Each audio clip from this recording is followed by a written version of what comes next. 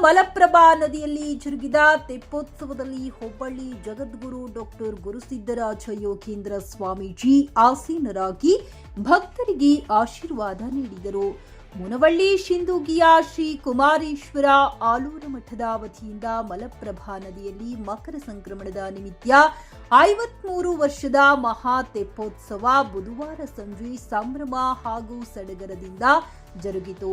ತೆಪ್ಪೋತ್ಸವದ ತೇರಿನಲ್ಲಿ ಹುಬ್ಬಳ್ಳಿ 3000 ಮಠದ ಜಗದ್ಗುರು ಡಾಕ್ಟರ್ ಗುರುಸಿದ್ದರಾಜ ಯೋಗೀಂದ್ರ ಸ್ವಾಮೀಜಿ ಆಸೀನರಾಗಿ ಭಕ್ತರಿಗೆ ದರ್ಶನ ಆಶೀರ್ವಾದ ನೀಡಿದರು. ಸೋಮಶೇಖರ ಮಠದ ಮುರುಘೇಂದ್ರ ಸ್ವಾಮೀಜಿ ಹಾಗೂ ಶಿಂದೋಗಿ ಮುನವಳ್ಳಿ ಸಮಸ್ತ ಸದ್ಭಕ್ತರು ಉಪಸ್ಥಿತರಿದ್ದರು. ನದಿಯ ಇಕ್ಕಲಗಳಲ್ಲಿ ಸೇರಿದ ಭಕ್ತರು ಉತ್ತತ್ತಿ ಹಾಗೂ ಬಾಳೆಹಣ್ಣುಗಳನ್ನು ತೆಪ್ಪಕ್ಕೆ ಅರ್ಪಿಸಿ ಭಕ್ತಿ ಭಾವ ಮೆರೆದರು.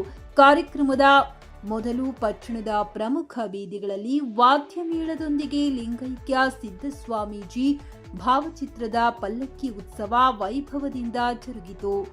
ವರದಿ ರಾಜು ಮಹೇಂದ್ರಕರ.